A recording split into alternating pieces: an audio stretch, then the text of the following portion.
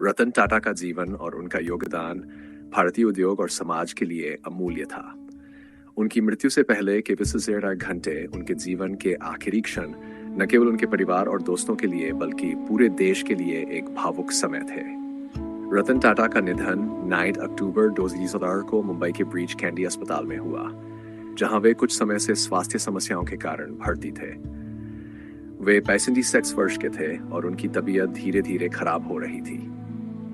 अंतिम समय तक संघर्ष। रतन टाटा पिछले कुछ महीनों से स्वास्थ्य समस्याओं से जूझ रहे थे। उन्हें ब्रीच कैंडी अस्पताल में नियमित रूप से चेकअप के लिए ले जाया जाता था। उनके डॉक्टर और परिवार उनके स्वास्थ्य को लेकर चिंतित थे, लेकिन रतन टाटा हमेशा से ही एक मजबूत और आत्मनिर्भर व्यक्ति रहे थे। उन्होंने अपने स्वास्थ्य को लेकर कभी भी सार्वजनिक रूप से शिकायत नहीं की और अपने आखिरी समय तक वे अपने आदर्शों और सिद्धांतों पर कायम रहे। अस्पताल में भर्ती होने के बाद उनके अंतिम 4 घंटे उनके स्वास्थ्य में अचानक आई गिरावट का परिणाम थे। उन्हें सांस लेने में कठिनाई हो रही थी और डॉक्टरों ने उन्हें आईसीयू में स्थानांतरित कर दिया था।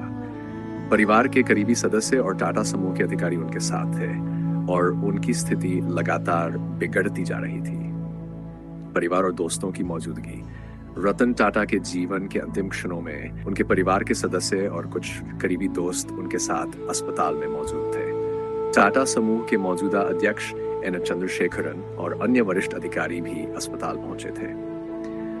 रतन टाटा का जीवन उनके परिवार और देश के प्रति समर्पित था और उनके जीवन के अंतिम समय में भी यही भावना स्पष्ट रूप से दिखाई दी। उनके अंतिम समय में कोई औपचारिक बयान जारी नहीं किया गया था, लेकिन अस्पताल के सूत्रों ने बताया कि वे शांतिपूर्वक अपने अंतिम क्षणों में थे।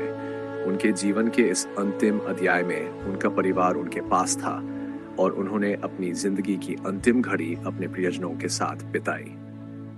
टाटा समूह और देश की प्रतिक्रिया। रतन टाटा के निधन की खबर ने पूरे देश को शोक में डुबा दिया। टाटा समूह ने तुरंत एक आधिकारिक बयान जारी किया, जिसमें कहा गया कि उनके अध्यक्ष एमेरिटस का निधन पूरे समूह के लिए एक बड़ी क्षति है।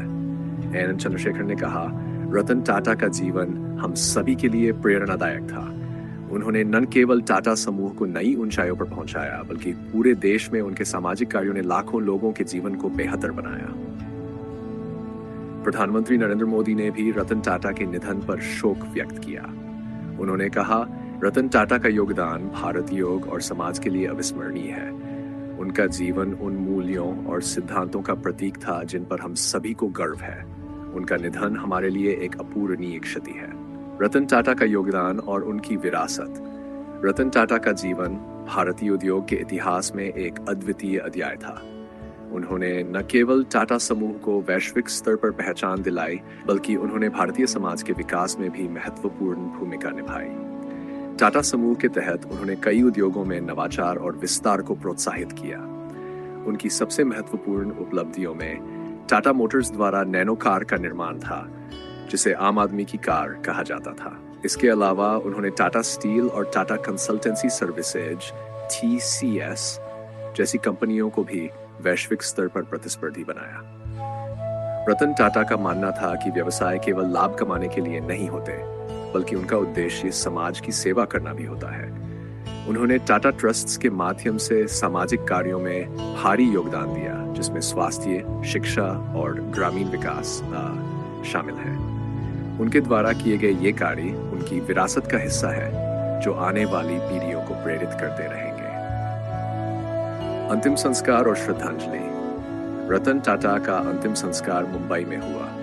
उनकी अंतिम यात्रा में कई प्रमुख हस्तियों ने भाग लिया, जिनमें मुकेश अंबानी, कुमार मंगलम बिरला और हर्ष गोयनका शामिल थे। NCPA national centre for performing arts में उनके पार्थिव शरीर को अंतिम दर्शन के लिए रखा गया, जहां बड़ी संख्या में लोग उन्हें श्रद्धांजलि देने पहुंचे। हर्ष गोयनका ने कहा, रतन टाटा ने हमारे देश के उद्योग और समाज के लिए जो योगदान दिया है वह अविस्मरणीय है। वे केवल एक उद्योगपति नहीं थे, बल्कि एक आदर्श और प्रेरणा स्रोत थे। उनका निधन हमारे लिए एक बड़ी क्षति है। रतन टाटा के योगदान और उनकी दृष्टि को याद करते हुए समाज के सभी वर्गों ने उन्हें श्रद्धांजलि दी। प्रधानमंत्री नरेंद्र मोदी, राहुल गांधी और अन्य राजनीतिक नेताओं ने भी सोशल मीडिया पर अपने शोक संदेश साझा किए। निष्कर्ष। रतन टाटा का जीवन और उनका कार्य हमारे देश के लिए एक प्रेरणा का स्रोत रहेगा। उनके आखिरी 5 घंटे जहां वे अपने नए परिवार और दोस्तों के साथ साथ थे, उनके जीवन के अंतिम अध्याय को दर्शाते हैं। उन्होंने अपने जीवन को पूरी ईमानदारी, निष्ठा और सामाजिक सेवा के प्रति समर्पित किया और उनका योगदान आने वाले समय में भी भारतीय उद्योग और समाज को मार्गदर्शन देता रहेगा।